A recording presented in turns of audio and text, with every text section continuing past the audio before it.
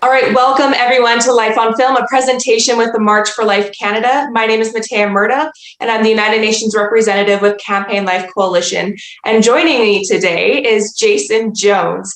He is the producer of Divided Hearts of America, and I am so excited that we get to have him back this year with the March for Life. So welcome, Jason. It's great to be back. Aloha, Matea. Aloha. Now, Jason, what should people know before we jump into the film about this project, and how did you get to be the producer of Divided Hearts? Yeah, it was a real privilege to be a producer on this film. The inciting incident, with the documentary, all films have an inciting incident or where the adventure begins, where the story begins. And that's usually in Act One, the narrative film. For a documentary, the inciting incident happens before you make the movie. And for us, it was when New York passed a bill, the bill became law, legalizing abortion through all 9 months for any reason and really after birth. And then Governor Cuomo lit Freedom Tower up pink in celebration of infanticide. And this was a year and a half before he was sending patients with COVID into elderly and nursing homes, sending patients with COVID into group homes with disabled children and young people. A year and a half before that, he lit Freedom Tower up pink in celebration of infanticide becoming law. And I think there's a connection there, right? But for me, I didn't get out of bed for 3 days after that catastrophe in New York. Seeing the place where Islamist terrorists flew planes into our World Trade Center towers being lit pink in celebration of infanticide was devastating. And I really didn't get out of bed for 3 days. I was so depressed. Well, together with my producing partners, we came together and said, we need to make a film that really addresses this division in America around what it means to be human and what it means to stand with the vulnerable.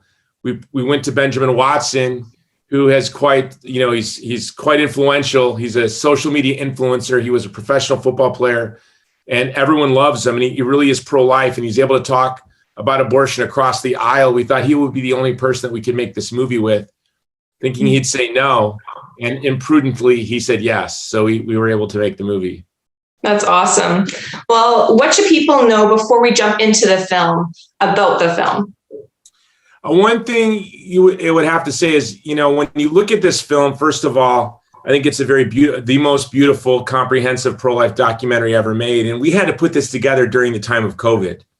So we just finished shooting several weeks before the COVID shutdown. And so it's by God's grace, we were able to get a distribution through pay-per-view on Salem. And now it's in Amazon and Redbox and other places. Wherever you're downloading movies, I think you can find it. So it's quite the challenge. There are no shortcuts in life. When I got involved in making films as a young pro-life activist, I thought it would be a shortcut to reach millions of people. You get to reach the world. You do get to reach millions of people, but it is very hard. And it takes a huge team. And there are all sorts of obstacles placed in our way, as with cancel culture and censorship. But then on top of that, we had COVID. So it was, of all the films I've ever been a part of, probably it had the most obstacles, and yet we were able to release on schedule when we originally planned, which was in early fall of last year in the United States. That's awesome. Yeah, I saw the billboards going up. I saw the publicity out there. It's really cool to see. And this is an incredible film. I'm so excited that this gets to be the Canadian premiere of the Divided Hearts of America. So with that, let's jump into the film.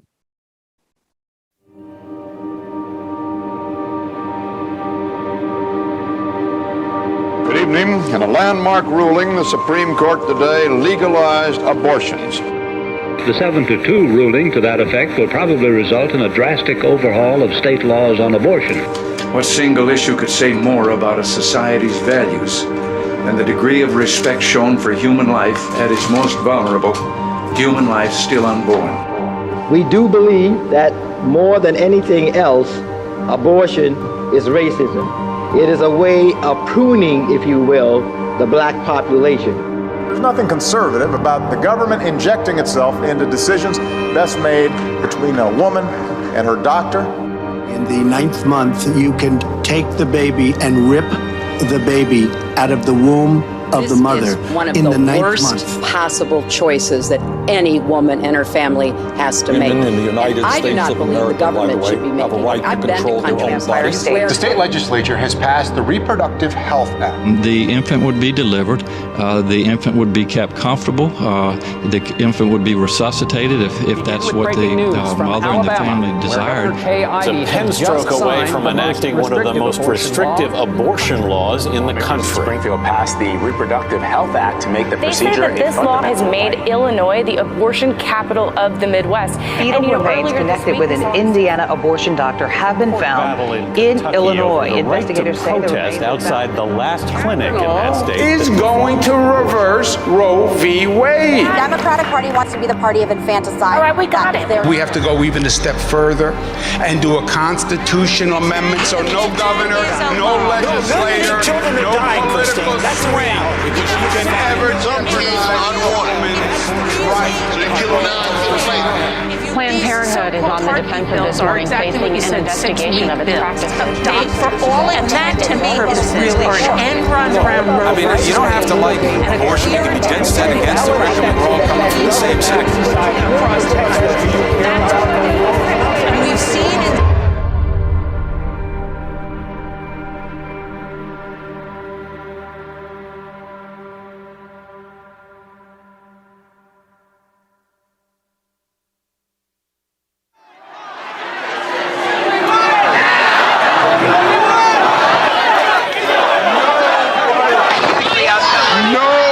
Our nation is being torn apart. Heated debates are raging like a wildfire across this great land. We're fighting over culture, race, religion, science, social justice, and politics. But is it possible that there's one big thing that sits squarely at the center of it all?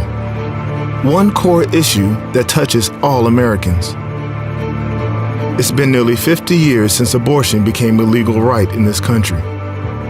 Since then, many have claimed that Roe v. Wade has settled the issue once and for all. But that's clearly not the case. Abortion in America is anything but settled. In fact, the more I've looked into this controversial topic, the more unsettled I've become. I'm Benjamin Watson. When I was a kid, my father, who loves history, took our family to a few Civil War battlefields one summer. As we walked the grounds where the blood that helped free the enslaved was shed, I can remember feeling an increasing sense of affirmation that throughout my life, I wanted to fight for the oppressed, the outcast, and the voiceless. Like so many others before me, I wanted to be an abolitionist. Since then, I've been on the front lines of some of the worst human rights violations in today's world. I've seen the tragic outcomes with my own eyes. I've seen how the devastation pushes victims into unthinkable choices. Maybe that's why I've been so shaken lately, to see our nation become so divided, so ripped apart by a matter of life and death. How did we get here? Where are we headed? And what happens if we don't change course? I need answers. I'm searching for truth. And that's why I'm going on a journey to talk with some of today's most important voices on the topic of abortion. I've got too much to lose to sit back and wait. We all do. I started my journey with Alveda King, a civil rights leader whose father, A.D. King, and uncle, Reverend Dr. Martin Luther King Jr., influenced her to follow in their footsteps.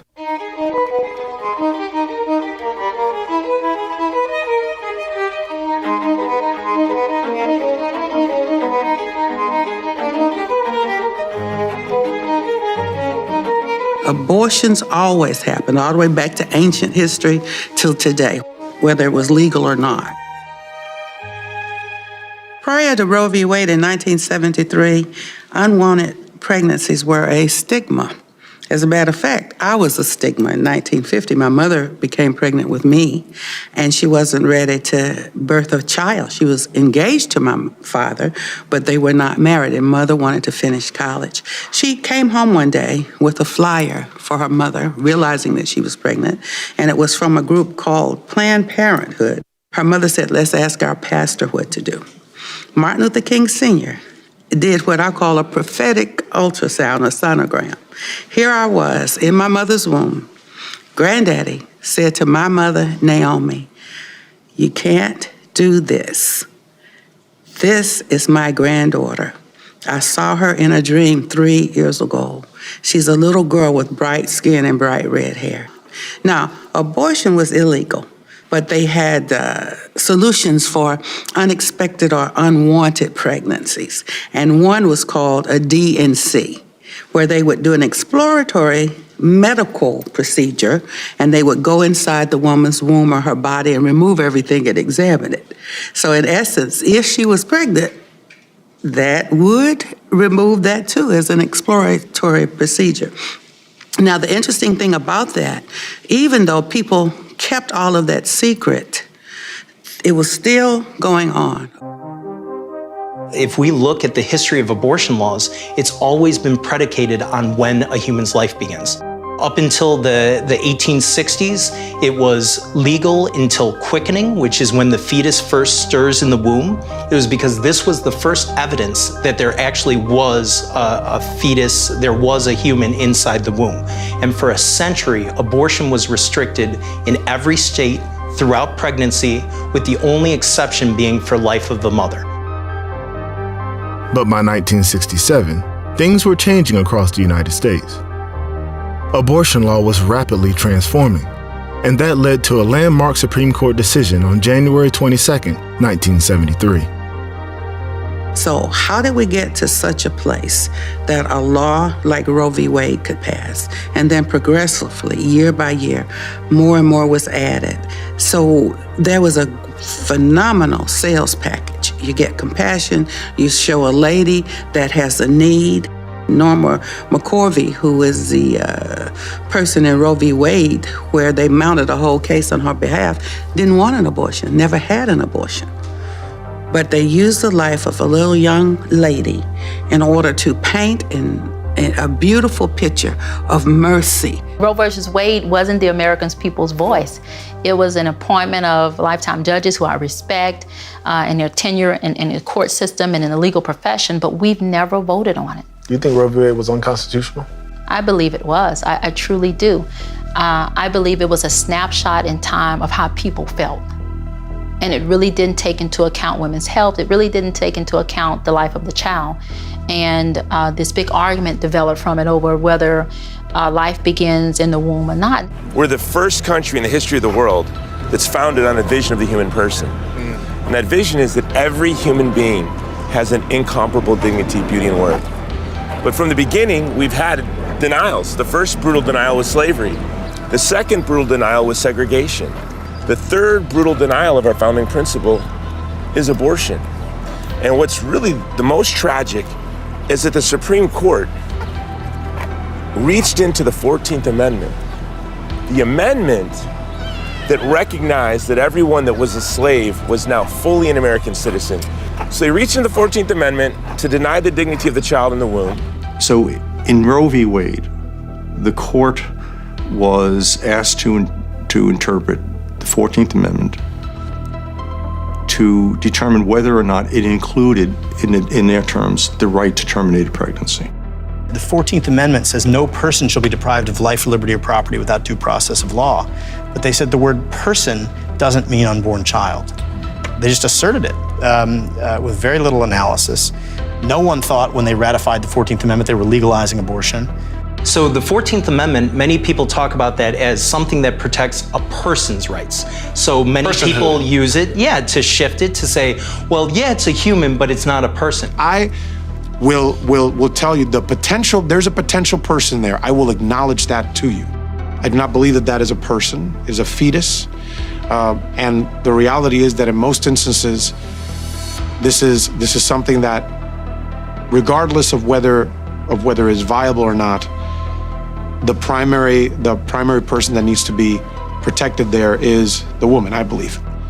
People will say, well, no, that unborn child in the womb is not a person because there are certain capacities, usually they're cognitive capacities, that have to be active and online and exercisable by any person in order to be deemed a person for purposes of the legal protection and moral concern. Immediately you see, well, wait a minute, it's not just unborn children that can't meet that standard, it's newborns, it is the elderly, it's people who have dementia. People have these capacities and degrees. Does that mean they should have variable legal protections? For over 50 years, abortion has been at the epicenter of some significant legal battles at the U.S. Supreme Court, like Planned Parenthood versus Danforth in 1976, Planned Parenthood versus Casey in 1992, and Burwell versus Hobby Lobby in 2014. But nothing could prepare the nation for the ramifications of the 2016 presidential election. This is a president who, as a candidate, promised to put pro-life judges on the court, and his vice president, Mike Pence, when they were still on the campaign trail, said that if President Trump won, we would see Roe versus Wade overturned. In a move that could set in motion a seismic shift to the right on the highest court in the land, Justice Anthony Kennedy is retiring after more than 30 years on the bench. We are coming on the air right now for the ceremonial swearing in by President Trump of the newest Supreme Court Justice, Brett Kavanaugh. After the Kavanaugh confirmation, New York was the first state to make a move that made national headlines. I needed to understand why this law was so controversial. My attempts to reach out to Governor Andrew Cuomo and 30 state representatives were unsuccessful.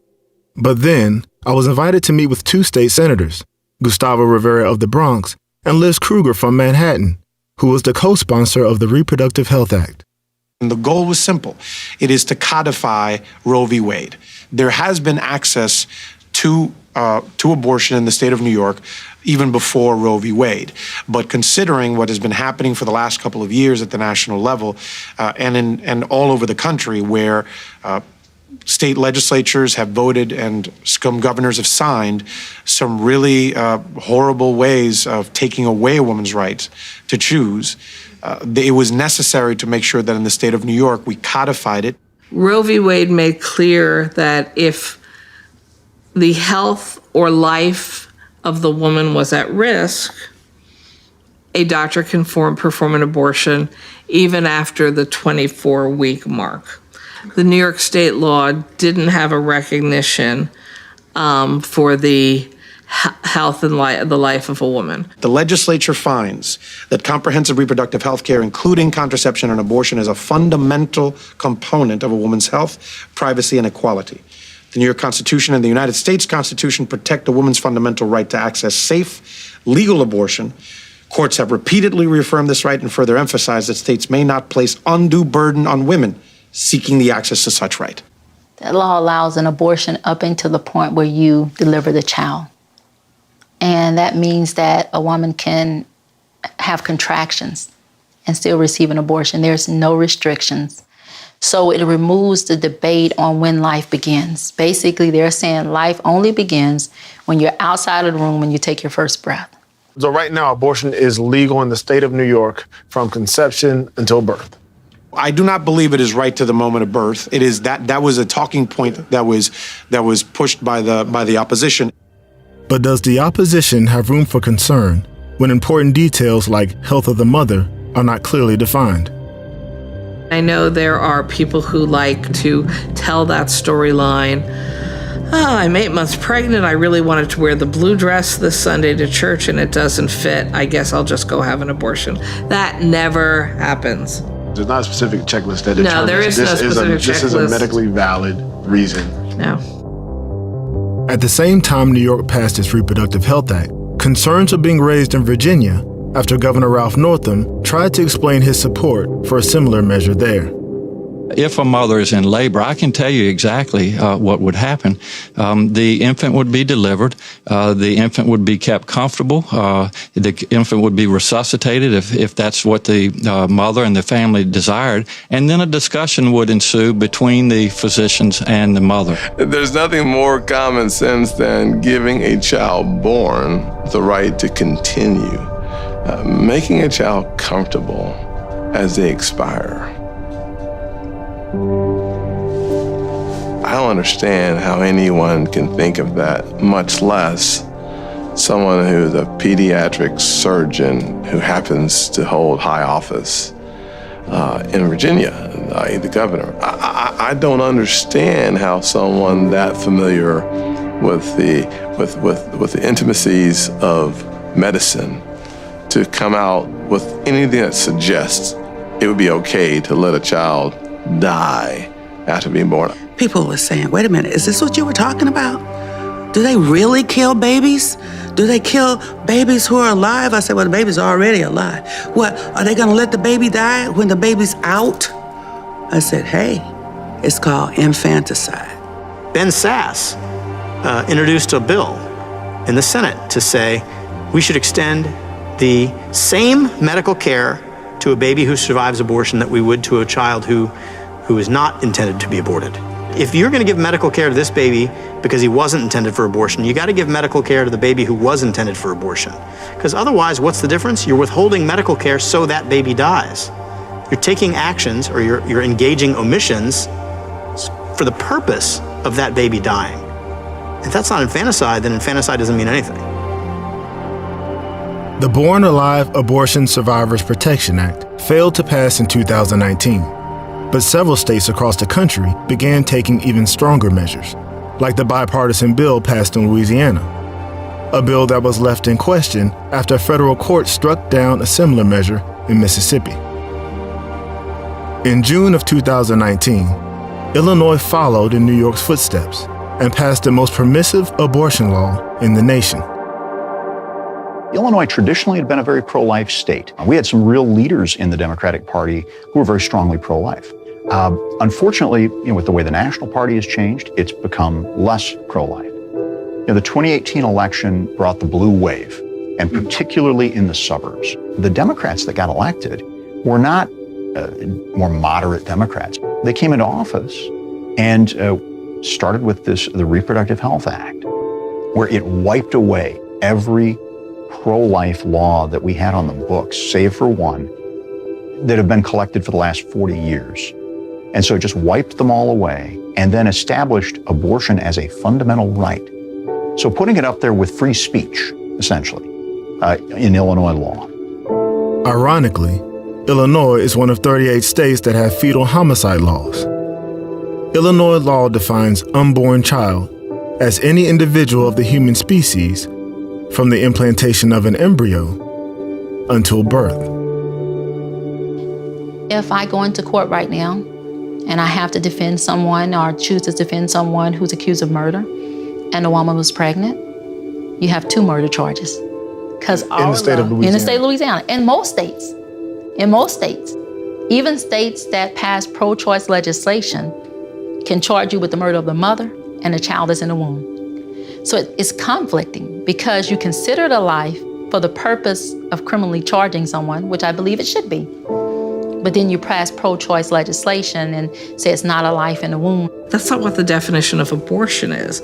That's assault, that may be murder, but it's not abortion. Yeah, some would say that it's the same fetus that was killed through an assault as the same fetus that was done through the legal process of abortion. Why are they treated differently in these 2 cases? Well, because actually under the law, always since Roe v. Wade, it is not illegal or a crime to choose an abortion, and it is not, there is no personhood under law for fetuses. And I know people get very sensitive to that, but it's a legal term of whether you have personhood status under criminal law. And we don't have that in this country. But will that always be the case? Will the preborn child or fetus, or whatever we choose to call it, ever receive legal rights? My own feeling is that Roe v. Wade will be overturned, and will probably be overturned in relatively short order. Maybe sometime in the next 5 to 7 years. What would happen the next day, you'd wake up, and in all the blue states that are more abortion friendly, literally nothing would change. Not one thing would change. But it does do this. I'll tell you this. The pro-life movement is going to have more to do the day after Roe v. Wade is overturned, because then you really have to go and do that work, the really tough work in the state legislatures in those blue states to help to educate people and then to improve the regulation of abortion.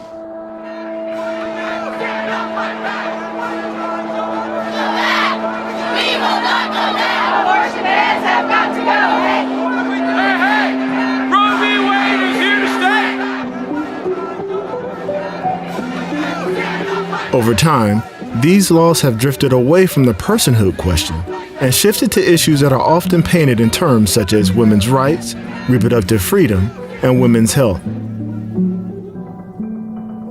The idea here is that we believe that a woman's right to choose and a woman's right to have access to reproductive health should be determined by that woman and her doctor. Abortion is healthcare. I think it's a flawed argument, and I think it's a last resort argument when you say that abortion is women's health. Whether or not you kill a child is not women's health. And I can't be more blunt than that, because then you're veering over into someone else's life. And that's not about your health, that's about the health of that child that's developing and that has a life of its own. The safety of abortion is furthered by evidence-based practices developed and supported by medical professionals. Abortion is one of the safest medical procedures performed in the United States. And that's probably one of the biggest lies of all, that abortion is safe. Abortion is not safe. With abortion, there's an increased risk of infertility. You risk injury to your cervix, the uterus. You can also have a hole put in your bladder. You can get an infection. You can die of sepsis or hemorrhage. There have definitely been women who have come to me who have had multiple abortions in the past, and then when the time has come that they feel that they're ready to have a child, they're plagued with complex, horrible, difficult pregnancies, or some of them are just sterile altogether. You know, what about a woman's right to know? See, they talk about women's rights all the time, and all these radical bills that are being passed recently, they all eliminate the provisions where a woman is supposed to be fully informed about the impact of abortion, the physiological impact on them, the emotional impact. We have to make sure that laws are in place to protect people's rights. And to oversimplify it, government is not supposed to be in that bedroom. Government is not supposed to be in that doctor's office. And I used to totally believe that. But what I believe now is, once you realize that you're dealing with a human being, that this baby is a human being, then you have to decide, well, who has more of a right? I just think it all comes down to having to decide between the rights of one person and the rights of the other. And it seems to me the right to life is more important than the right to liberty.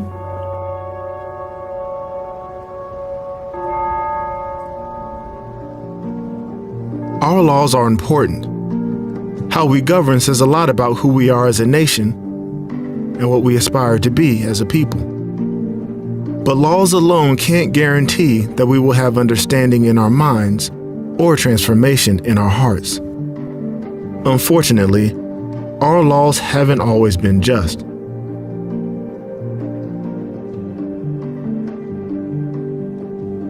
Injustice and discrimination is at its worst when you're talking about killing people with no protection of the law. We've had periods in our history where we've done that, and it's been a shameful moment for us, and we're still paying for it. As long as you can paint a person as a non-human, as in the days of slavery in America or any period in the world with slaves, you dehumanize the slaves, and they're not human, so you can do whatever you want to do to them.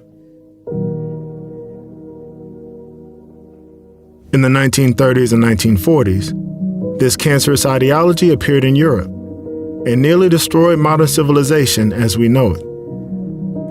In Germany, it started out with killing deformed babies, and then it just slowly morphed into, well, we're going to get rid of people who have mental illness. Well, then pretty soon it was anybody they didn't like. Initially, with the whole abortion issue, I just said, live and let live. You know, but the thing that really changed my mind on that is I was thinking about slavery. And I said, you know, slave owners thought that they owned people and that they had the right to do anything they wanted to them, including kill them. What if those others, the abolitionists, had said, I don't believe in it, but you can do whatever you want? Where would we be now? So slavery is something that is not even to be tolerated. It's because of the work of the people who did what they did, people like William Wilberforce, and many other abolitionists in different parts of the world. So what we are doing with regards to abortion, it should just be completely abolished and let the human rights of every single human being be appreciated, be respected, be protected, even from the womb. But how do those in the pro-life community respond when there are difficult circumstances surrounding a pregnancy? When quality of life is called into question, what is the moral, just thing to do? That medical professional might be having to tell that woman, if you continue this pregnancy, it is very likely that the fetus will not survive the 9 months or will die during labor or will have horrendous outcomes for life. In those cases where we know birth defects, genetic defects, that's a part of being human. That's a part of our existence here. We have lots of ways of addressing those issues after people are allowed to continue to live. You may already have 5 children. You may be economically in a situation where you can't figure out where you're going to live, how you're going to feed those children, how you're going to raise them. And the concept that you should continue to have children is completely untenable and unrealistic. Can't we care about both? We can, but we don't. I know people who do. No, you know people. Do you know systems that do? I know groups that do. Right. I'm talking about. What I'm saying is, when I look at states, Alabama, Mississippi, Georgia, Texas was considering it. Yeah. What I'm looking at is, okay, you have passed these laws, but you're opposing Medicaid expansion, but you're opposing actual legislation dealing with neonatal care. You're opposing Head Start. You're supporting federal cuts to SNAP benefits. So we can't think of it as just a number, as just a baby, as just a heartbeat. We also have to think about the quality of life for this child. How much is that life worth once they get out? Who determines quality of life? That's a good question. It's determined by the person that's giving life.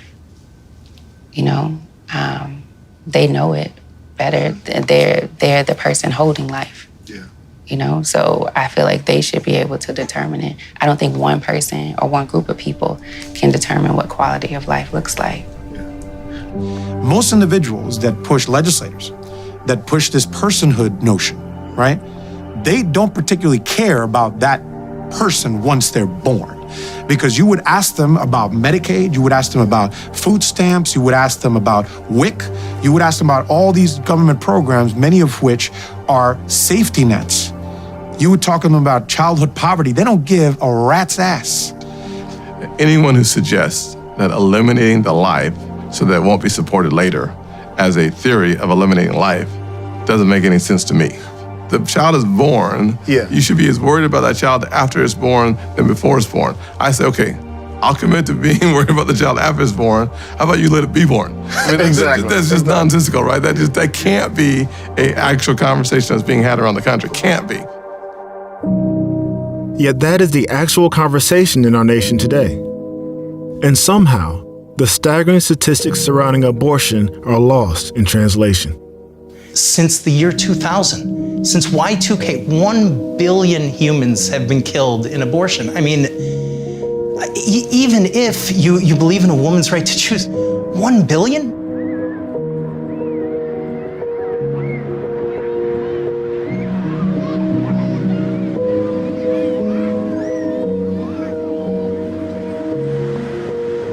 It's clear that we're divided on the issue of what it means to be a moral country.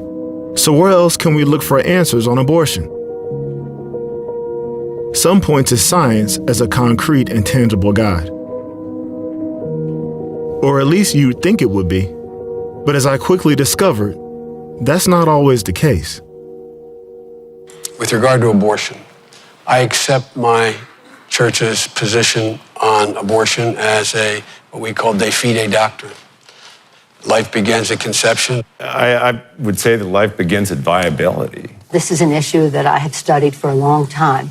And what I know is over the centuries, the doctors of the church have not been able to make that definition. Let me ask you something. When you're looking at the future, science has decided when it is human life. Science has not decided it's at conception. Let me correct you. Science has, absolutely it has. Not at conception. Science has decided that science has concluded, absolutely it has. Why are we still sitting here having this conversation? Well, it's amazing that it's taken this long for some people to realize that that's a human being. But it's rapidly reaching a point where it's going to be very hard for anybody to say, this is not a human being. I say that we absolutely know when a human life begins. And that isn't a recent knowledge. We've actually known it for a long time. Well, from a scientific standpoint, it's absolutely a baby. From a scientific standpoint, there is no place other than conception that you can designate that this person began. Thank goodness for technology. You can see ultrasound technology, 4D technology. You can literally see into the womb and draw conclusions about what our relationship is to these children and what our obligations are to protect them. An abortion is the taking of an innocent life, of a child who's got DNA, got all of the distinctive chromosomes from mother and father, and they're together. And this child, from before the earliest abortions, this child has a measurably beating heart and brain waves.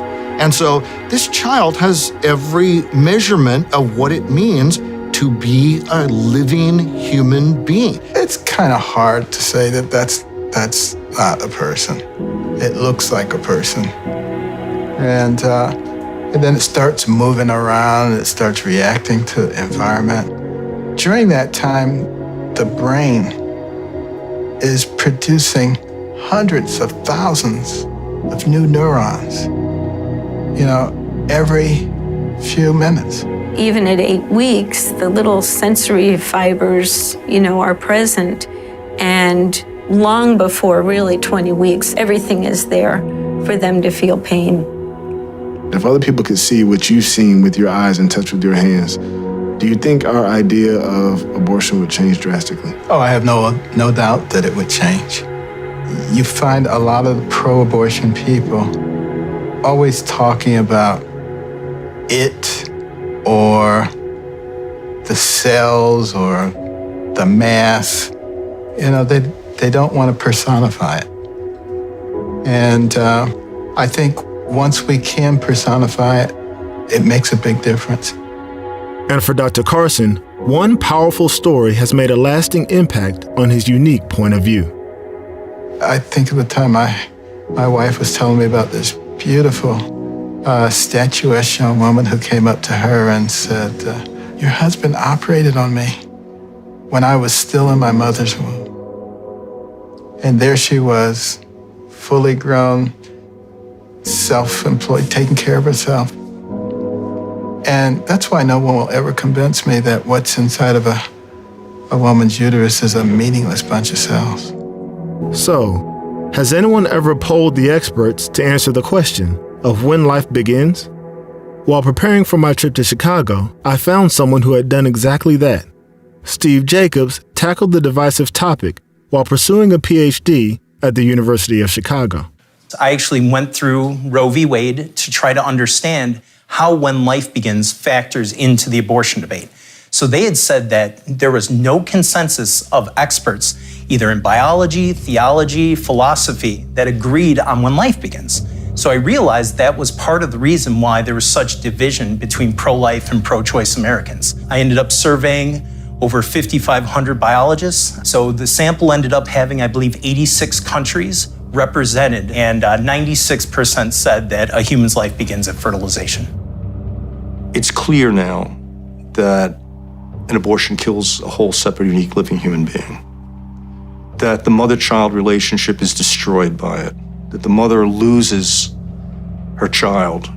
What greater right in life does a mother have than her relationship with the child, other than maybe her own right to live? What right's greater? When does a person get rights? When does a person get rights? Yeah. When a person is a person. When is a person a person? And that's the thing. I do not believe that life starts at conception. When a child is born, then the child is a child. Before that, it's a fetus. The moment you see a fetus as a human, there are philosophers who will still argue that you could defend it, but nobody buys into those arguments. That's why they have to fight the humanity of the fetus. I think a lot of people are seeing what's happening. They are recognizing that life is sacred. You know, with all of our knowledge that we've accumulated, can we create life? No. That should tell you something right there about how sacred it is. These are the feet of a 10-week-old right there. Those are the feet. They have, at that point, they have all their toes and everything. We've seen babies, in the palm of hands. According to the Constitution and according to your responsibility as a legislator, that fetus is not a person. When you see those pictures, as we've all seen, of a child that has a heartbeat, they're premature, they have all their fingers or 10 toes, they're breathing through a tube, but they're gonna make it. Do you personally feel like that what once was a fetus that is now in an incubator-looking thing at 19 weeks, 20 weeks, is that fetus a person to you personally? If it is born and it is alive, it is a person. And I hope that medical science will do everything they can to help in that storyline. So what happens when the science isn't clear? Or worse, what happens when the science is clear, but it's ignored or denied in favor of an ideological agenda? There's really nowhere left to turn but to the people who have been deeply impacted by abortion. And there have been a lot of them, many of whom I met while on this journey, including some that almost never made it into the world alive. I'm that fringe example. I'm that exception that even pro-lifers have a hard time embracing. I'm the 1% that's used 100% of the time to justify abortion. So my birth mom went through the horror and violence of rape, but yet she still not only gave me the incredible gift of life, but gave me the gift of adoption. And so she never could have known that her singular, courageous decision, where she chose to be stronger than her circumstances, would have these reverberations. And literally, they'll have reverberations for generations. So I am that 1%. Tell me a little bit about your upbringing. Well, I grew up in your typical American family of 15. I have 6 brothers. Say what? 6 brothers, 6 sisters. Isn't that normal? Grew up on a farm in Lancaster, Pennsylvania. I was the first one adopted. I was adopted at 6 weeks, and it went really well. So they kept adopting year after year. There's new flavor. I mean, our family is it's a mixture. We're white, we're black, we're white and black, we're Native American, Vietnamese, just a mixture. 2 parents who had no idea what they're getting into. How does it make you feel being part of the 1%? How does it make you feel when you see that as the caveat all the time? I feel sad for a society that thinks that the violence of abortion somehow cures the violence of rape. What led to my conception doesn't change, my worth. I'm still created equal. I'm still fearfully and wonderfully made. My birth mom had to go through that horrific experience and she needed healing. But as a society, we always think that, abortion, that's the natural solution to the violence of rape. And so my reaction is really just to let people see that there's another side of the tragic story, that God enables triumph to rise from tragedy all the time. The difficult subject of pregnancy and rape is often at the forefront of the reproductive rights debate. But somewhere buried deep within the conversation are the seldom reported occurrences of babies that actually survived an abortion. My maternal grandparents were not pleased about my birth mother being pregnant out of wedlock. And my maternal grandmother was a prominent nurse in their community of Sioux City, Iowa. She was an OB nurse. And so she was connected with the local abortionist. And against my birth mother's own will, they forced a saline infusion abortion upon her. The saline infusion abortion is not routinely performed anymore, quite frankly, because too many of us survive that procedure. The abortion industry has admitted it themselves. You can look through the history. We're actually called the dreaded complication of abortion. That type of procedure involved injecting a toxic salt solution into the amniotic fluid surrounding the baby in the womb. And the intent of that toxic salt solution was to poison and scald the child to death. Usually the procedure lasted about 72 hours. If the child was fortunate enough, their life was ended within the first 24. And then they would induce premature labor with the intent of that deceased child being expelled from the womb. Through my medical records, we actually know that I didn't soak in that toxic salt solution for just 24 hours or 3 days. I actually soaked in it for 5. Quite simply because they could not successfully induce my birth mother's labor with me. You can read about it in the medical records. They talk about how they tried numerous times to induce her labor, and they did not succeed until the 5th day of that abortion procedure.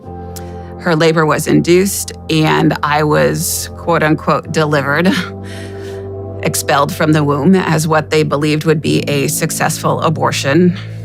Of course, a deceased child, and accidentally I was born alive. My parents were told long ago that when I survived that abortion procedure, I was laid aside, and that there were nurses on staff at the hospital who fought for me to live and to be provided medical care. It wasn't the abortionist who demanded that I be left to die in that hospital room. It was actually my grandmother. She not only forced the abortion upon my birth mother, but she was there when I was delivered alive. You know, she came face to face with me that day. I was her firstborn grandchild, yet she is the one who demanded that I be left to die. That's why Governor Northam's words have really stuck with me, because I know that those words of making a child comfortable and having a conversation about what might happen to them, this is what that looks like. I was blessed to have someone who was willing to fight for me that day, but I know that's not always the case.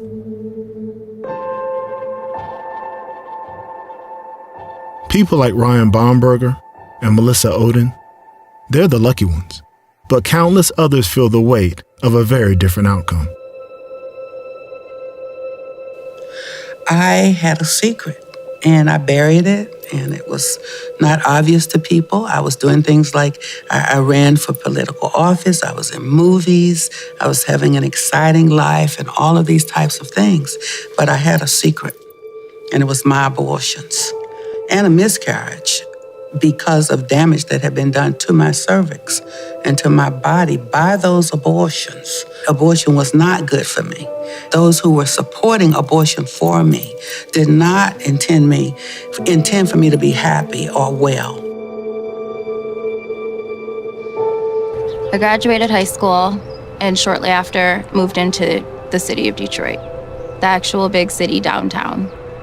I was dating a guy, and we were secretly dating because he couldn't date outside his race. And I ended up pregnant, and he told me, this is not the time, we're too young, my mom would kill me. And I was terrified and in school and thought it was the best decision. And so I just kind of went along with it. And the only excuse I could give myself is young and dumb. I laid on the table and I didn't know what was gonna happen. I just know that she grabbed a tool and another tool, and then I just felt like something was being ripped out of me. And she kept scraping because she said she needed to get everything out. And I don't even know if it was, I don't know the time frame. I don't know how many weeks. I don't know anything. All I know is she had forceps and she pulled the last bit out and she literally grabbed it out of the forceps and threw it on the table and said, well, just so you know, it was a girl. When I became pregnant, that was my knee-jerk reaction was, well, I need to get an abortion because I was afraid I wouldn't be able to go to medical school and afraid that the man that I was pregnant with, I was planning on marrying, and I thought that if we had to get married because I was pregnant, then we'd end up with a divorce, which we did anyway. And I was afraid of what people would think. I think I just shoved it underneath. I don't know that I even had much regret. I can't remember, but I just sort of shoved it aside. The thing is, most people don't talk about their abortions. It took me a long time to admit I had one and to talk about it. It's still, I guess in some ways, taboo. You don't want people to know you killed your child. And I don't think any woman can remain unscathed after she kills her child. It's true that women bear the brunt of that choice. But after many conversations along the way, I learned that men are by no means immune to the emotional pain of abortion. Me and my girlfriend, we ended up pregnant. Mm-hmm. But the fact of the matter is, we had no choice in the matter. You know, her mother was a very strong woman. She was married. Her father was present. Yeah. I mean, and her mother said, okay, you are too young. I got plans, and this is not gonna happen. Yeah. So they did it. Yeah. And it was really, really hard for me. It was, I'm trying not to get emotional. I'm trying to keep it together, to be honest with you. Yeah. But one of the things about it was she would call me every year. She said this would have been her birthday. It was hard. Yeah. It was hard, and I live with it to this day.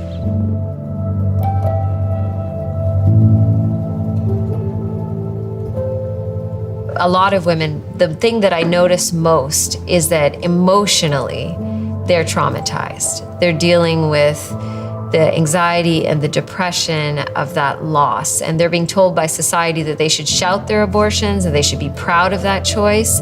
But inside, they're in such turmoil. Can you share a little bit about the aftermath of having an abortion?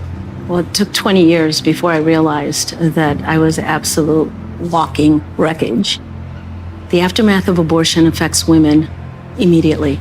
In our ministry, we refer to them as the walking wounded, because these women are walking around and they are devastated from the inside out.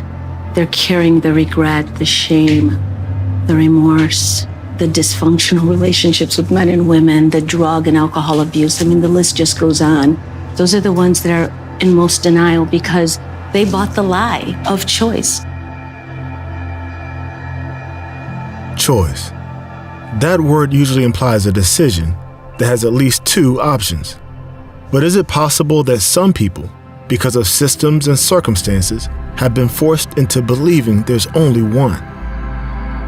Justice Clarence Thomas certainly thinks so, and he wrote about it in a stunning opinion for the 2019 Supreme Court case, Box versus Planned Parenthood. In that letter, Justice Thomas stated, quote, "Evidence suggests that eugenic goals are already being realized through abortion," end quote. Eugenics is the science of improving a human population by controlled breeding. Justice Thomas detailed how individuals like Margaret Sanger actively pushed the concept during the early 20th century. But he is by no means the first person to make the connection between abortion and racism. In fact, many of the people I talked to have been sounding that alarm for years, if not decades. There was such a nefarious effort to use eugenics and genocide to reduce the population of the former slaves of America who were browner skinned than other people. And in order to do that, there had to be a massive plan. And that massive plan included what was called birth control primarily, earlier in the 20th century until 1973 when abortion became legal. You know, Margaret Sanger, you know, she believed in eugenics. She thought, you know, it would probably be better for society if some people didn't exist. And she was quite a hero in Nazi Germany. You know, she had a belief that Black people, people with disabilities, that they were burdening society, that they were like weeds that should be pulled out of the ground. And she had something called the Negro Project, where she actually hired Black ministers to go share about birth control outside of these, you know, tent revivals. It's important that as African Americans, as Black women, Black men, that we truly understand the history of abortion. We're talking about something that's very specific and very targeted, and you have to know the history of it to be able to really process it, and you have to process it honestly and openly. Many abortion rights apologists have attempted to debunk these claims about Margaret Sanger as a racist, and instead have tried to portray her as an altruistic figure. But it doesn't take long to realize that there were a lot of powerful men behind the scenes, using their resources to help the concept slowly spread across the country. And while Sanger stopped short of promoting abortion, others saw it as an opportunity to move their agenda forward. But in the wake of Roe v. Wade, several civil rights leaders became increasingly concerned and did their best to alert the public about the abortion industry's sordid past. They hide the fact that their social planning abortion policies would eliminate the target races. Those who are fewer will disappear faster. This is not only genocide, this is national suicide.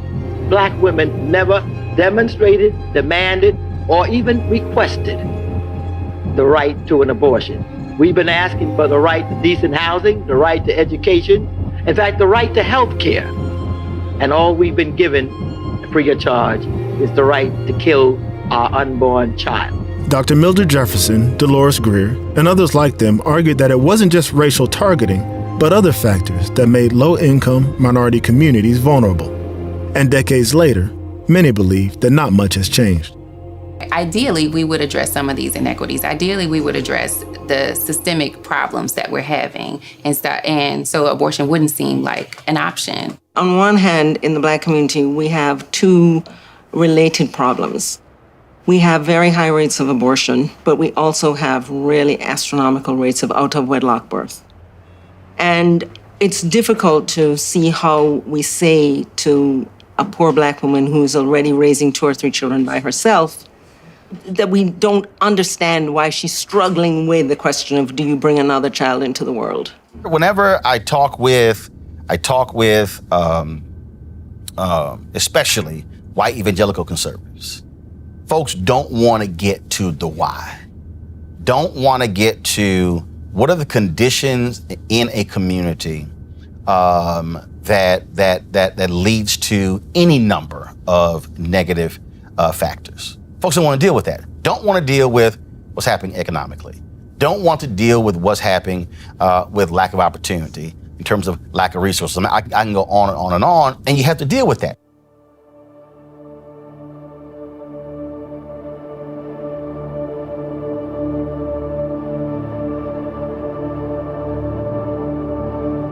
These conditions have continued to make it easier for abortion providers to be seen as a partner in solving problems within struggling neighborhoods. I think it's pretty clear. I agree with the brothers in the 60s that abortion is targeting Black America. Still. I believe that the reason why it's even here at all has to do with us. Black Americans are only 12, 13, 14% of the population tops, and yet we're responsible for either 28 to 36% of all abortions in the United States of America. That's not an accident. That's genocide. I laugh when largely conservative white evangelicals push those numbers out, but don't say a damn thing about the incarceration numbers that are the same. I see and have been seeing for a long time an agenda to keep our numbers down, an agenda to keep us in pocket, keep us in control, keep our minds small, our stomachs full, and our minds limited. There's a system in place to keep it that way. And part of that system is to keep our numbers low. In New York City, the home of Planned Parenthood, for decades, more black babies have been aborted than born alive. For decades. And they want to call it reproductive justice. When I start looking at the data, the first stat I come to is our black fertility rate is now below the replacement level of 2.1 child per woman. And that's just to maintain. That's not to grow. We're currently below that at 1.8. And if we don't change, if we don't stop, if we don't turn this around, we just continue at the same pace that we're aborting our children now, by 2050, then we'll be facing irreversibility.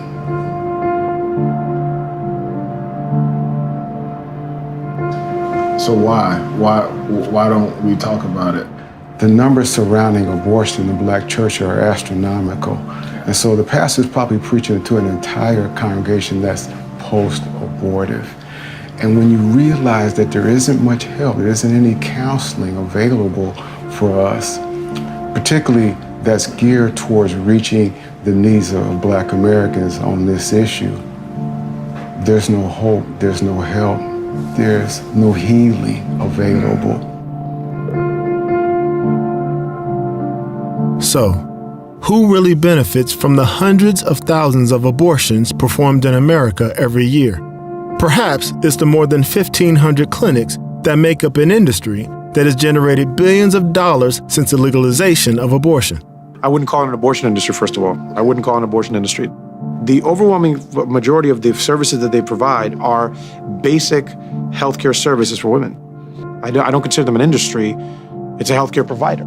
I don't believe care to women goes hand in hand with someone who makes billions of dollars from performing abortions.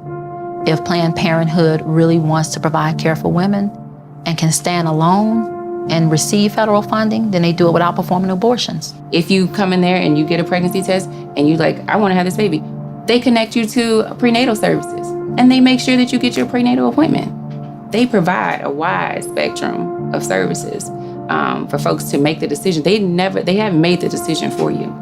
Planned Parenthood has $2 billion in assets, $2 billion. And they make a profit in their last year, over $112 million. Previous years, $67 million, $85 million. They make a huge profit. And it's not because of breast exams, it's not because of pap tests. Isn't that 97% of them? Oh, yeah, abortion's only 3% of their services. I love that claim. It's a lie, it's a distortion. But even if it were true, about 80% of their health services revenue comes in from abortion.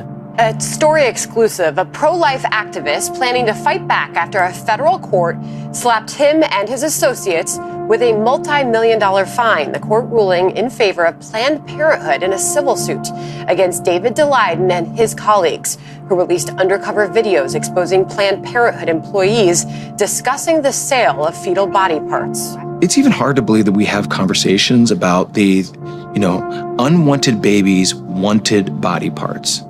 And you've got a billion-dollar industry that's not only aborting human beings for profit, then they're taking their body parts and selling them.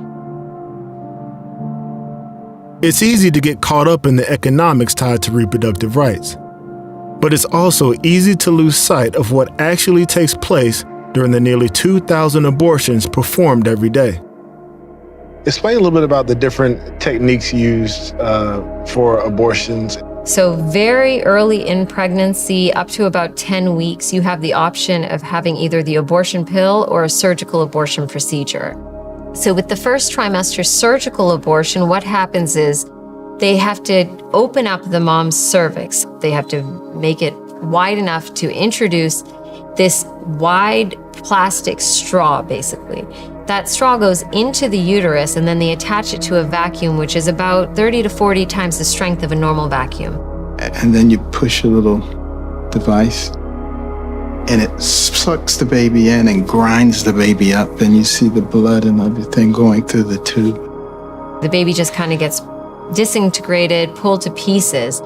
And then afterwards, they have to examine all of that tissue to make sure that there's nothing left.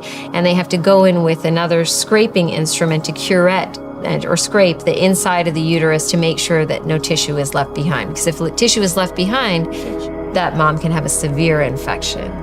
Then as you go a little further into the pregnancy, that baby's bones are getting harder, and it's not as easy to suction the baby apart just with a little vacuum. So they still have to dilate up that cervix. Initially, you put the cannula in to suction the fluid and bring the baby down into the lower part of the uterus. And then they reach in with a clamp, and this clamp, like when you clamp it on your finger, it doesn't let go. And they reach in and they grasp whatever part of the baby they can get, and they just pull. And then you just keep doing that until you can't get anything else. And then you have to open your clamp wider and try to grab the thorax or the chest. And then once you've got that out, then the hardest part is getting the head, because it's kind of a round ball. And you just try to open your clamps. And, you can feel the head and then crush it. And they know that they've gotten the head when they squeeze it and they see the brain coming out through the cervix. Then, in the third trimester, they take an injection with a very long needle, and they inject through the mom's belly, either into the baby's head or into the baby's heart, into the baby's chest. And they inject poison to give that baby a heart attack. When that baby dies, then they'll induce labor, and they'll force the mother to deliver vaginally. Partial birth abortion, or what they call intact DNX, is where you dilate the cervix so much that when you pull down on the body, everything comes out except for the head. The head kind of hangs up. And at that point, you would insert scissors into the back of the skull and open the scissors to get into the brain and deflate the head by removing the brains, and then pull the head out. I changed my opinion over time. I even went so far as to continue to do abortions when I was pregnant, because I felt my baby was wanted and their baby was not. And that made all the difference. When I came back to the clinic, however, after delivery, I ran into 3 patients that changed my mind. The first patient, I had done 3 abortions myself on her. Afterwards, I tried to talk to her about birth control, and she said that she didn't want to take birth control and she was happy doing what she was doing. The second patient came in with a friend, and sometimes they would ask to see the tissue. And so I would allow that. And the friend asked her, "Do you want to see the tissue?" And she said, "No, I just want to kill it." And my heart sunk, and I thought, what did this baby ever do to you? And then the third patient was a woman who had 4 children at home, or this was her 4th pregnancy, I guess. And she and her husband felt that they couldn't afford another child. And she cried the whole time she was at the clinic. And after that point, I could no longer do abortions. Even after I became a Christian, I still believed in abortion. And so I read this article that compared abortion to the Holocaust. And so when I read that article, everything kind of clicked, and I realized that the Germans could do what they did to their victims because they considered them non-human. Just like I didn't consider fetuses as human. It was terrible because I realized suddenly that I was a mass murderer. And at the time, Ted Bundy was in the news, and I'm thinking, gosh, I killed a lot more people than Ted Bundy.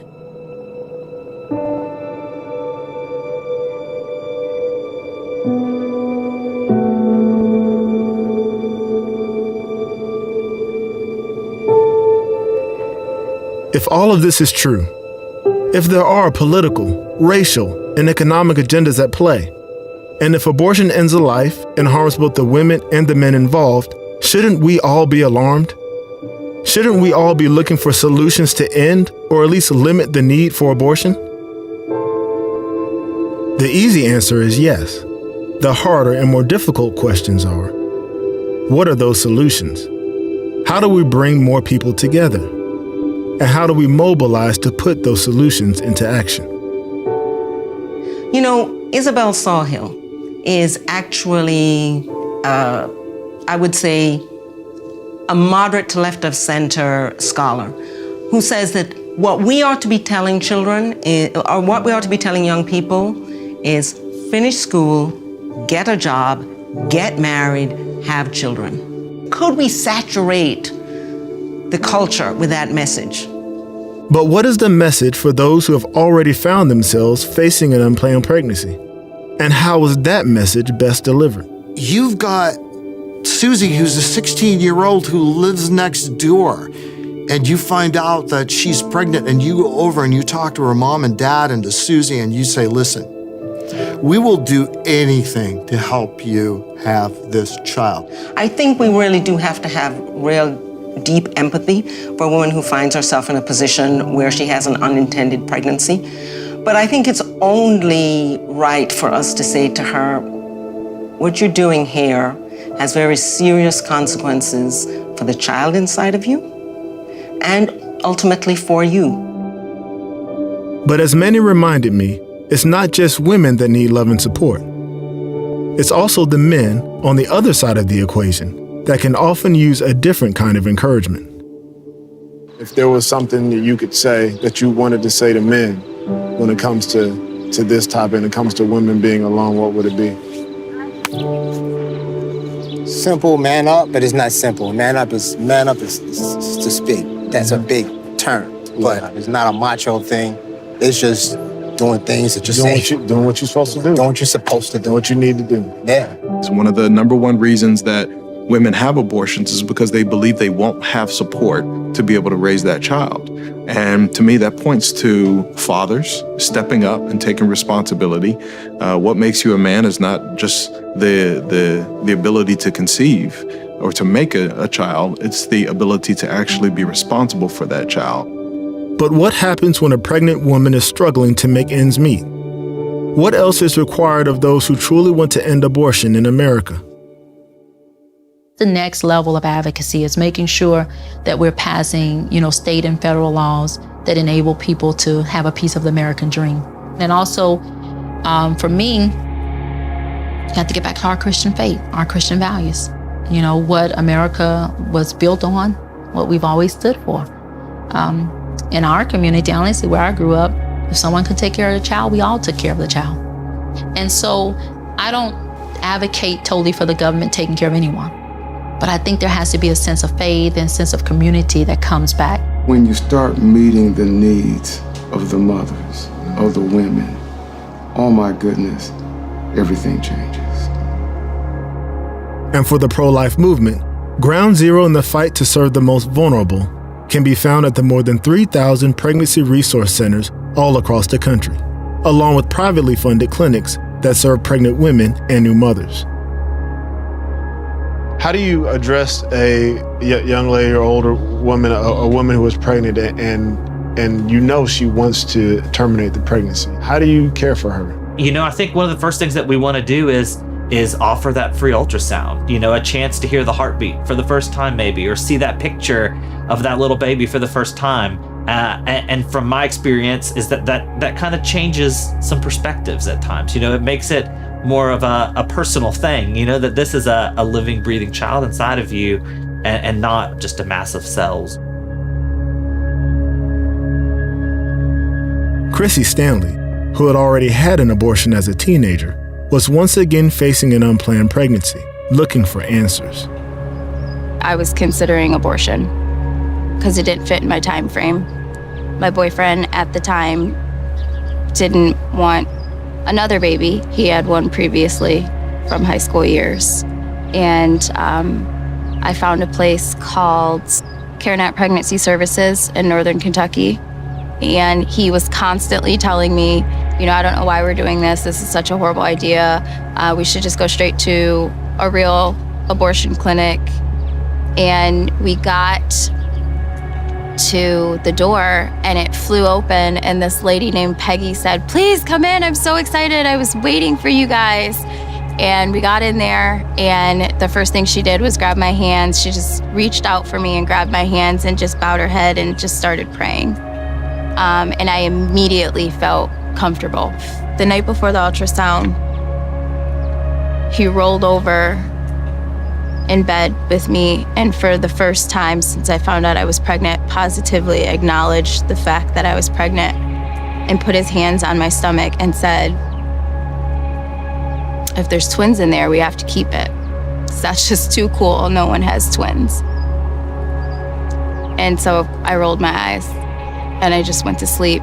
We woke up the next morning and we had to catch 2 buses to get to the appointment. The whole time we got off the bus, he was just behind me yelling, "This is so stupid. I don't know why we're doing this. You don't need an ultrasound. We're gonna have an abortion. I can't believe you're doing this to me." And we got to the clinic and I literally put my hands on the French doors and just looked up and said, "God, whatever's in my stomach, please multiply it." The room was probably 5 feet long by like 8 feet long.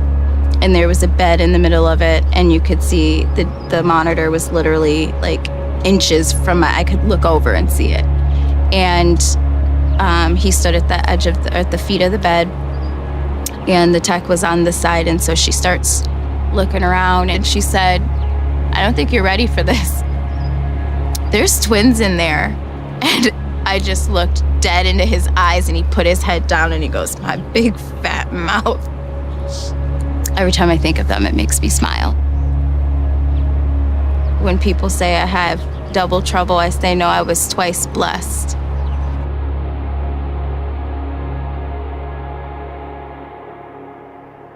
Lacey Misk can relate to Chrissy's struggle. She was a senior at Notre Dame, facing an unplanned pregnancy with a boyfriend who wasn't ready to be a dad.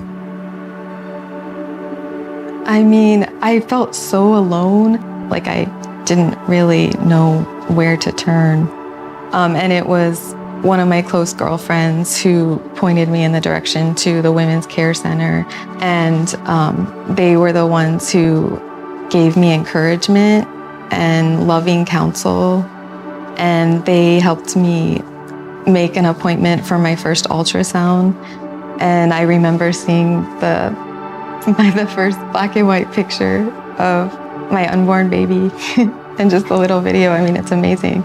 It's like so tiny, but so clearly a baby. Abortion wasn't an option for me, so my only choices were to keep the baby or to possibly give my baby up for adoption. But I had already fallen in love with my baby, so there was just no way I was going to be able to give her up. I remember when my dad came to meet Mary Logan for the first time, and he said, "This is your gift for making the right decision." How do we come together in this country and have this conversation? First, everybody needs to calm down. And when I say calm down, putting down those extremes. Because if we come to the table not being open at all, we're going to be in our little lanes, and we're not going to want to try and understand what the other person is trying to say. Just like you and I are coming together. Are there any areas which you believe the pro-life community and the pro-choice community can advocate and come together? Regardless of where people are on reproductive rights, we could agree when a baby's born, we want to do everything possible to make sure there's a healthy outcome for that baby and that mother. And I don't see any place for us to disagree there.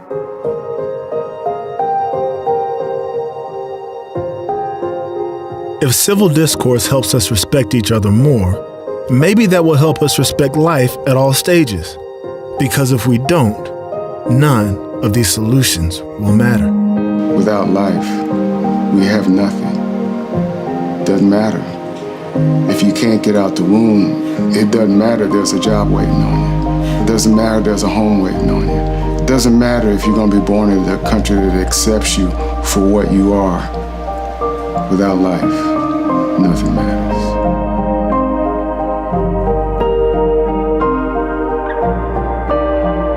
No matter your perspective, whether you want to end abortion, and the need for it, or both, there's so much work to be done. It can be overwhelming to think about. And to be honest, it feels like an uphill battle. It's no wonder so many have lost the will to fight, much less win. And what happens if we don't? I think it's a most horrific thing, and it's actually like a suicidal thing in a sense of speaking, to cut down that child, which is meant to be the hope of the family. That child is meant to take the family's name to the next generation. Any society that singles out the weakest among it for elimination is a society that's declining. Are we at a level where we need to be worried? You know, look at the problems that they're having in Europe now with the birth rates coming to America. The same kind of thing. Yes, it will be problematic. And bear in mind that you're not just talking about a single individual when you do an abortion. You're talking about the line of people that would be generated from that person. You're obliterating a whole series of individuals. We know that in every society, every civilization, every nation that has practiced that kind of behavior up until now did not come to a good end. America's right on the brink. What's at stake for the United States of America are some dark days ahead.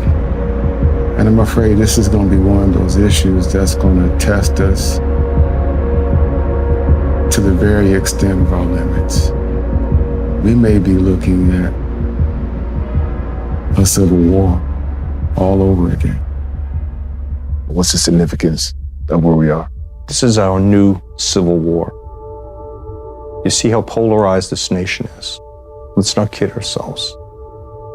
This battle, in many ways, is a great moral battle for the soul of this country. Will this issue wreck us? Are we headed toward a cliff if things aren't changed? If we don't do the right thing, absolutely.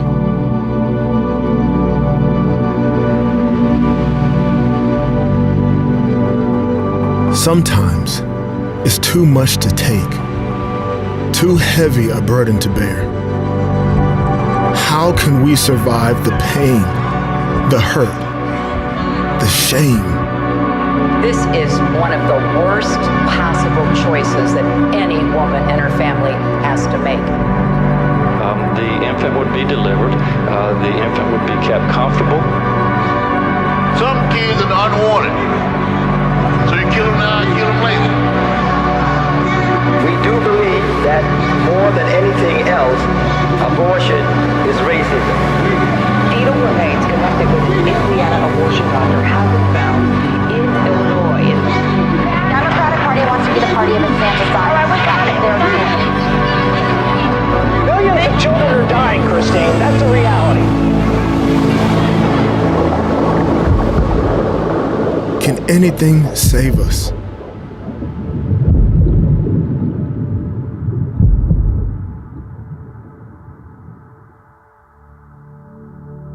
Yes. It's love.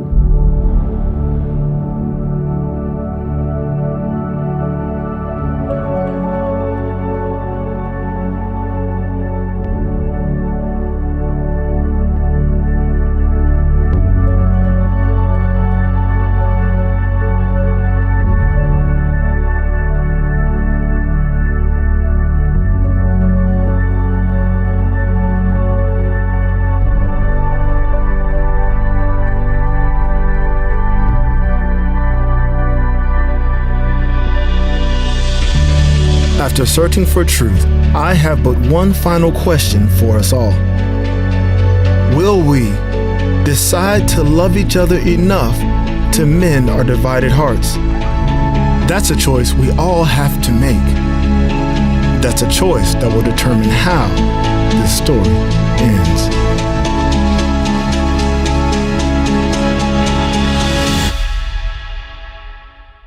All right, welcome back, everyone. I'm so happy that we got to have this again at the Canadian March for Life. Jason, thank you so much for all of your tireless work. I know you have a lot of projects on the go. So what are some of the things that you maybe can tell us about those various projects? Yeah, well, we have 3 films in development right now. Well, actually 4. One's a musical that's big, Hollywood big, that you're going to love, but I can't talk about it. Yeah, Got a musical, and it's something very close to my heart, but I can't talk too much about it. We also have a documentary that's on the cost of the government response to COVID, from famine, hunger in Africa, to child suicide in Hawaii, to the ham-fisted government responses to COVID was devastating. And of course, we all know what happened in New York with Cuomo's ridiculous policies. So, we've got a documentary that we're moving forward on that. We have a short film that's going to be in Aramaic. It's the true story of Our Lady of Deliverance Church in Baghdad that was bombed by IS. And we have a Christmas movie that I wrote and I'm directing that we're shooting in Hawaii toward the end of the year. So it's a busy year. And, I feel like, look, our mission is to stand with the vulnerable, to share the truth of the human person through film, to inspire solidarity. And there's never been we have a sense of urgency in our work right now, but at the same time with even the musical, we need to fill our world with flowers and beauty. And it's becoming a very ugly, sterile world. So that's something else we're really trying to front shelf is producing beautiful films, not just films that engage the culture, the culture of death head on, which we're trying to do. Yeah. But others that the culture of death is ugly. And so we want to thrust beauty into the moral imagination of the world. Wow. And I love that about Divided Hearts because it's so comprehensive. It's not picking a side, one or the other. Really, it's elevating various voices on the issue. So what are some of the things, since it's been released, that people have come to you? We see everything that happens on screen, but we don't necessarily see everything that happens once people have actually seen the film. So what is some of the feedback that you've garnered from it? Well, of course, countless stories of people who saw this film and became pro-life. And what we didn't want to do is set up straw men and knock them down. We wanted, if you noticed, we let every side present what they believe fairly. Now, if you weren't pro-life and you saw this, you go, this film's biased. No, the reason you think it's that is because the others were always so being hammered. Yeah. When we did lighting of people who were pro-abortion, if you see a lot of documentaries, you can tell the side they picked simply, if you shut the volume off, simply by looking at the lighting, looking at the camera angles, is it coming from down on them or up at them? How are they lit? We wanted to make sure that we didn't do any of those tricks. Yeah. That we made everyone, when they talked, we wanted them to be as beautiful and as persuasive as possible because we wanted to address their arguments. And we wanted them to put their best foot forward because we know the truth of the incomparable dignity and beauty of the child in the womb will win out. So let's not set up straw men and knock them down. But we've seen so many people, in fact, someone who is very powerful, very influential, contacted us to let us know that this film was the deciding factor in this very prominent person changing their position on abortion. And I hope that sometime they share that. But, but then we've heard from so many folks on both sides of the debate that they're very grateful for this film. And really what we were trying to do is it's not just about abortion. Abortion, like segregation and slavery, deny the founding principle of the United States, which is actually the founding principle. It's the center principle of the Anglo-American political community of the UK, Canada, New Zealand, Australia, the United States. What we share in common is what the founding fathers of the United States called self-evident, that inviolable dignity, what they called the inalienable rights that were given to us by God. It's in the Declaration of Independence. We hold these truths to be self-evident. All men are created equal. It was self-evident to them as committed Christians in a very committed Anglo-Christian society. So that's why they saw it as self-evident. And so this is something that the Anglosphere, the Anglo-American political community that we have accepted for a long time is what unites us. Not ethnicity, not religion, not culture or tradition, but that we assent to the truth of our equal dignity. That's why you saw in the UK, the abolitionists, the textile workers in the early 19th century, these Christians refused to touch cotton picked by slaves, right? So this is something that we share together as Canadians and as Americans. It's something very special. The past year has been very strange. And I think what has made this past year so strange is this sort of government overreach, this sort of horrors that we have seen, like in Canada with the Polish church and in Easter time, if you remember, or in the UK. What makes this quite startling is that this is happening in the Anglo political community, the Anglosphere. This is shocking to us. This is unimaginable. Now to the Poles, maybe that's why we don't know how to respond to it. So you have this Canadian Polish pastor, get out of here, you Nazis, you know. Now I'm a Catholic, so I'm looking right here at Jerzy Popieski's right here. There you go. Well, I'm looking at my icon of St. Damien, you know, but the Poles know how to, they've had a long, sorrowful century of having to stand up to tyranny. And, but at the heart of it, it's in the heart of our movie, Divided Hearts of America. When you deny the truth about the human person, what we saw in Canada with the police coming in to break up an Easter service, that fouls. That fouls that we hold these truths to be self-evident. All men are created equal. They're endowed by God. See, rights come to us pre this nation state. So that's what those poorly formed, poorly educated police officers that walked into that church, they didn't even know their own culture, their own tradition, their own political heritage. So that's what the pro-life movement is about. I've been saying this for 30 years. I think it's becoming self-evident to people. I'm saying that the battle to save the child in the womb is the battle to save Western civilization. And if we lose this battle, the West will collapse, right? And sorrowfully, we will see that because ideology, as St. John Paul the Great wrote in his book, Memory and Identity, which everyone should read, it was his last book. Ideologies of evil are deprivations. The seeds of their destruction are within them. So they will collapse. So this culture of death, this transhumanist culture of death will collapse. But how many mass graves will it collapse into? That's what we're battling. We're battling to leave a culture of life and a civilization of love. So I want to thank you, everyone across Canada that saw this film. I want to thank you for your work because I know it's much more challenging in Canada than it is in the United States. I have to say in the United States to be pro-life today is to be cool. Yeah, it's true. It's cool. So true. You know, it's a good thing. Of all of my positions, it's not controversial. And I do work with defending the rights of ethnic minorities like the Uyghur that you would think, and thank you, Canada, the United States, and the Netherlands for designating that as genocide. But I get more kickback for my work with the Uyghur than I do for my pro-life work in the United States because we're winning the culture. The laws haven't followed yet, but we're winning the culture. So thank you, because what you're doing is ideologies of evil transcend. So when you push, where you may only be taking inches and we may be taking yards, the inches you take are more valuable than the yards we take. Or you might not be going anywhere. You might be losing inches, but you're not losing yards. So those yards you don't lose, you just hold the line the best you can. And you may feel defeated. You may feel like you're not going anywhere, but trust me, you are. Because this battle is taking place in East Turkestan with the concentration camps with the Uyghur, in Hong Kong with the freedom fighters in Hong Kong, in the Nuba Mountains, and it's taking place in the United States, it's taking place in New Zealand and around the world. So you hold the line, and you might have lost an inch, but you didn't lose 3 inches, or you didn't lose a foot. So you hold the line to the best of your ability, push forward to the best of your ability, and I know that by God's grace, our children and grandchildren, our posterity will have a culture of life and love. This cancel culture has become so vulgar, so ugly. And the cancel culture is just the culture of death.